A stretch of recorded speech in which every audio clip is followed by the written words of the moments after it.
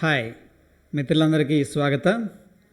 So ఈరోజు ఏంటంటే మనం ఈ యొక్క ఓపెన్ ఇంట్రెస్ట్ ఇండికేటర్ ఎలా యాడ్ చేయాలి అనేది చూద్దాం. ముఖ్యంగా ఏంటంటే బ్యాంక్ నిఫ్టీ అనేది మనం చూసుకున్నట్టయితే ఇన్ డెప్త్ అబ్జర్వ్ చేస్తే అన్ని బ్యాంక్స్ కూడా స్ట్రాంగ్గా పడిపోయినాయి. డెఫినెట్గా ఏంటంటే ఇక్కడ మనం ఎటు సైడ్ ఉంటే better, okay, as an option బాయర్గా అండ్ ఆప్షన్ సెల్లర్గా అంటే డెఫినెట్గా ఈరోజు మార్కెట్ పడిపోతుంది కాబట్టి బేరిష్ సైడ్ ఉంటాం. అందులో పెద్దగా ఆలోచించేదేం లేదు. బట్ ఎందుకు ఉండాలి అనేది కూడా ఒకసారి చూద్దాం.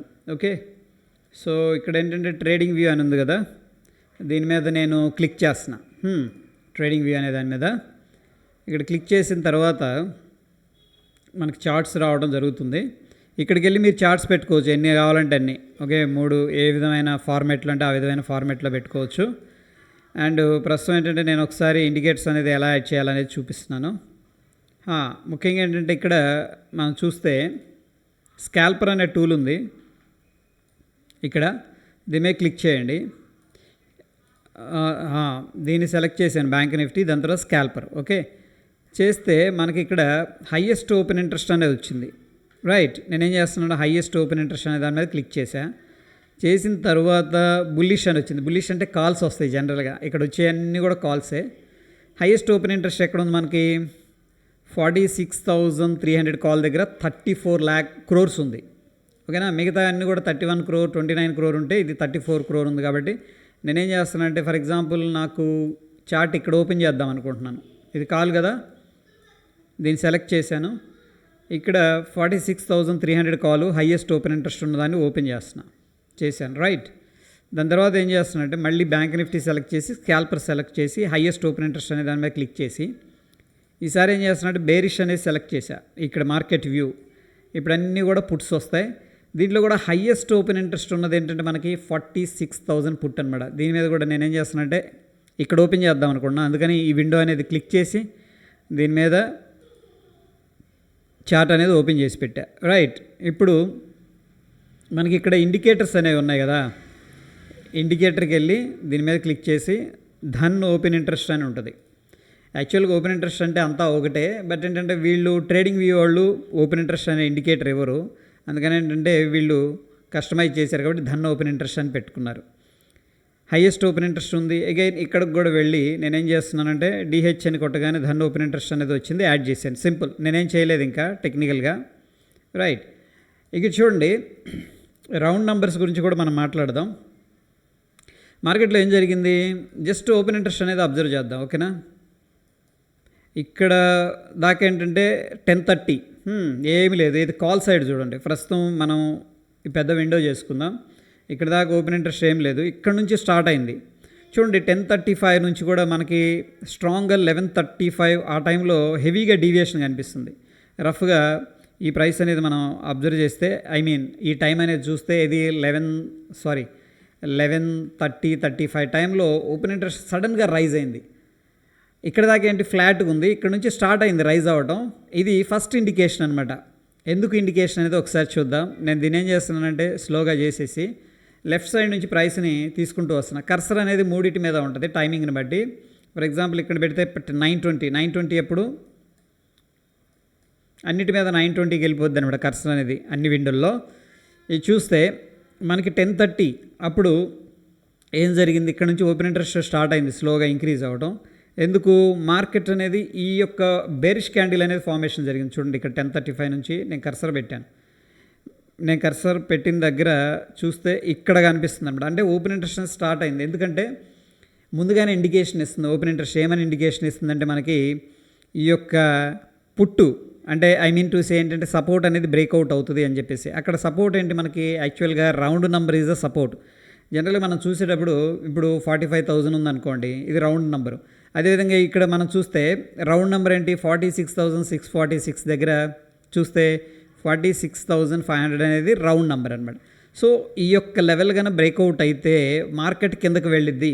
ఓకే, అది కాన్సెప్ట్ ఇక్కడ. సో వాళ్ళు వెయిట్ చేస్తున్నారు. చూడండి ఫర్ ఎగ్జాక్ట్ మనం చూస్తే ఈ యొక్క క్యాండిల్ దగ్గర ప్రీవియస్గా స్వింగ్లో బ్రేక్అవుట్ అయింది. ఇక్కడ 11:35 దగ్గర షార్ప్గా ఓపెన్ ఇంట్రెస్ట్ అనేది పెరిగింది. ఇక్కడ నుంచి అబ్జర్వ్ చేయండి. అంటే ఎప్పుడైతే ఈ యొక్క రౌండ్ నెంబర్ అనేది ఏది 46,500 లెవెల్ అనేది మనకి బ్రేక్అవుట్ అవుతుందో వాళ్ళు ఏం చేశారంటే 46,500 బ్రేక్అవుట్ అయితే 46,000 ఈ యొక్క కాల్స్ అంటే దగ్గర దగ్గర 46,300 కదా మనం చూస్తుంది. ఈ లెవెల్ కానీ బ్రేక్అవుట్ అయితే ఏది 46,500 బ్రేక్అవుట్ అయితే నెక్స్ట్ ఉన్న రౌండ్ నెంబర్ ఏంటంటే 46,000 అనమాట. అందులో మార్కెట్ అనేది స్ట్రాంగ్గా ఉంది కాబట్టి బేరిష్ సైడు డెఫినెట్గా ఏంటంటే వాళ్ళ ఎక్స్పెక్టేషన్ అట్లీస్ట్ 46,000 దాకా వెళ్తుందని చెప్పేసి వాళ్ళు ఏంటంటే ఒక ముందు కాల్స్ అనేది హెవీగా సెల్ చేశారు. చూడండి ఇక్కడ నుంచి కూడా మనకి 10:30 నుంచి ఇండికేషన్ ఇచ్చింది ఫస్ట్, దాని తర్వాత 11:30 దగ్గర 11:35 దగ్గర మనకి షార్ప్ సెల్ ఆఫ్ అనేది జరిగింది అనమాట. ఐ మీన్ టు సే ఏంటంటే కాల్స్ సెల్లింగ్ చేశారు. అట్ ద సేమ్ టైం ఇక్కడ మనం అబ్జర్వ్ చేస్తే 9:15కి ఏమైంది చూడండి, ఓపెన్ ఇంట్రెస్ట్ అనేది రైజ్ అయింది. అంటే ఇనిషియల్గా వీళ్ళు ఏం చేశారంటే పుట్స్ అనేది సెల్ చేశారు. బట్ ఇక్కడ ఫ్లాట్ అవుతుంది చూడండి, ఫ్లాట్ అయింది, మళ్ళీ తగ్గింది, మళ్ళీ పెరిగింది, మళ్ళీ రికవర్ అయింది. ఓకే, సో మార్కెట్ మనకి ఇక్కడ క్లియర్గా లోవర్ లోస్ బ్రేక్అవుట్ చేసుకుంటూ వెళుతూ ఉంది కాబట్టి కాల్స్ సెల్లింగ్ చేయడం అనేది సేఫ్ అనమాట. అఫ్కోర్స్ ఇది కూడా మనకి జీరో అయింది, ఇది 46,000 పుట్ అనేది కూడా జీరో అయింది, right, there is no doubt. But ఎలా జీరో అయింది ఇది మనం చూస్తే స్పైక్ అనమాట, ఇంత పెద్ద పెద్ద స్పైక్ దగ్గర దగ్గర 90 రూపీస్ దాకా వెళ్ళింది. ఏది దీని యొక్క హై అనేది మనం చూసుకున్నట్టయితే 95 దాకా వెళ్ళింది. అందుకని మార్కెట్ ఎప్పుడైనా డౌన్ సైడ్ వెళుతూ ఉంది అంటే, ప్యానిక్లో వెళుతూ ఉందంటే మనం ఏంటంటే పుట్స్ బై చేసే ప్రయత్నం చేయాలి. ఓకే, అండ్ మోరోవర్ ఏంటంటే ఇంపార్టెంట్ లెవెల్స్ కానీ బ్రేక్అవుట్ అయినాయి అనుకోండి, రౌండ్ నెంబర్స్ లైక్ 46,500, మనం ఏం చేస్తామంటే సెల్ చేసేటప్పుడు ఈ యొక్క కాల్స్ ఎక్కువగా సెల్ చేసే ప్రయత్నం చేయాలి. ఎందుకు ఇంపార్టెంట్ చూడండి మార్కెట్ ఎలా స్ట్రక్చర్గా వెళుతూ ఉంది, ఇంపార్టెంట్ లెవెల్స్ బ్రేక్అవుట్ చేసుకుంటూ వెళుతూ ఉందన్నమాట. అందుకని మనం ఏం చేస్తామంటే కాల్స్ ఎక్కువగా సెల్ చేసే ప్రయత్నం చేయాలి. ఇది జీరో అయింది, ఇది జీరో అయింది, బట్ కాల్ సైడ్ ఉండడం వల్ల అడ్వాంటేజ్ ఏంది అనేది చూద్దాం. ఇక్కడ చూడండి ఎక్కడ కూడా మనకు వాలటిలిటీ లేదు. ఈవెన్ దో పుట్స్ జీరో అయినప్పటికీ, కాల్స్ జీరో అయినప్పటికి కూడా మనకి ఇక్కడ చూడండి ఎక్కడ వాలటిలిటీ లేదు, సింపుల్గా వెళ్ళిపోతుంది. బట్ పుట్ సైడ్ ఏమైంది, మార్కెట్ డౌన్ సైడ్ ఉంది కాబట్టి అది జీరో అయింది కాదనట్లేదు. బట్ ఇక్కడ ఏంటంటే వోల్టాలిటీ అనమాట. ఒకవేళ సెల్లర్ అనుకోండి ఇక్కడ సెల్ చేయగల మళ్ళీ పెరిగింది, మళ్ళీ ఎగ్జిట్ అయిపోవాలి, ఎందుకంటే ఎంత పైకి వెళ్తుందో తెలియదు కదా ఈ పుట్ ఆప్షన్ అనేది, I mean to say market కిందకి.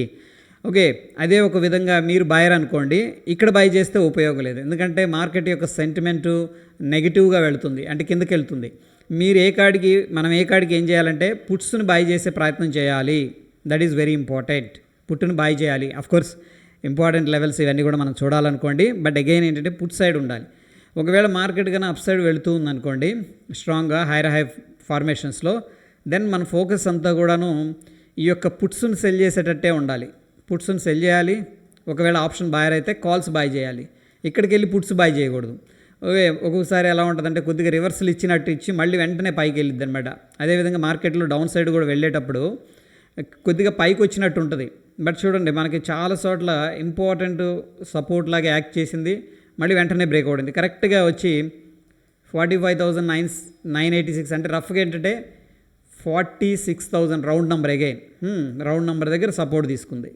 ఇక్కడేమో 46,500 సపోర్ట్ బ్రేక్ చేసింది. అక్కడ నుంచి ఒకటేసారి స్లోగా 500 పాయింట్లు అనేది రఫ్గా నేను మాట్లాడుతున్నాను కిందకు వచ్చిందనమాట. సో డెఫినెట్గా ఈ సిచ్యువేషన్లో మనం ఏం చేయాలంటే ఎట్ ద మనీ ఆప్షన్స్ కానీ ఇన్ ద మనీ ఆప్షన్స్ కానీ మనం బై చేసుకోవాలి. ఓకే, ఒకవేళ ఆపర్చునిటీ అనిపిస్తే. అదేవిధంగా కాల్స్ ఎప్పుడు కూడా బై చేయొద్దు, ఎందుకంటే మార్కెట్ యొక్క సెంటిమెంట్ నెగిటివ్గా ఉంది, రైట్. సో ఇక్కడ చూడండి నేనేం చెప్తున్నానంటే ఇక్కడ చూడండి ఎంత స్మూత్గా వెళ్ళిపోయిందో కాల్స్, ఎక్కడ కూడా వాలటిలిటీ లేదు, స్మూత్గా వెళ్ళిపోయింది.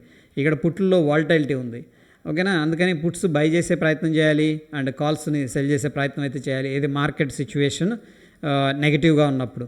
అదే ఒకవేళ మార్కెట్ కండిషన్ బులిష్గా ఉందనుకోండి రివర్స్లో చేయాలన్నమాట. మనం కాల్స్ని బై చేసే ప్రయత్నం చేయాలి, పుట్స్ని సెల్ చేసే ప్రయత్నం చేయాలి ఆపర్చునిటీ అనిపిస్తే. ఓకే, సో ఈ విధంగా ఏంటంటే మనకి ఇక్కడ ఇండికేటర్స్ అయితే యాడ్ చేసుకోవచ్చు, ధనాన్ని యాడ్ చేసుకోవచ్చు మనం. అండ్ డెఫినెట్గా ఏంటంటే నెక్స్ట్ మనం ఈ యొక్క స్కాల్పర్ టూల్ యూజ్ చేసుకొని ఆప్షన్ బయింగ్ కానీ సెల్లింగ్ కానీ ఎలా చేయొచ్చు అనేది వీడియో అనేది చేద్దాం. డెఫినెట్గా ఏంటంటే మన వీడియోస్ని లైక్ చేయండి. లైక్ చేస్తున్నారంటే డెఫినెట్గా నెక్స్ట్ వీడియో మనకు కావాలి అని చెప్పేసి అర్థం అనమాట, లేకపోతే నాకు అర్థం కాదు. ఓకే, సో మరొక ఎపిసోడ్లో మళ్ళీ కలుసుకుందాం. దీనికి సంబంధించిన ఎటువంటి డౌట్స్ ఉన్నా సరే కింద కామెంట్ రూపంలో తెలియజేయండి ఫ్రెండ్స్. ధన్యవాదాలు.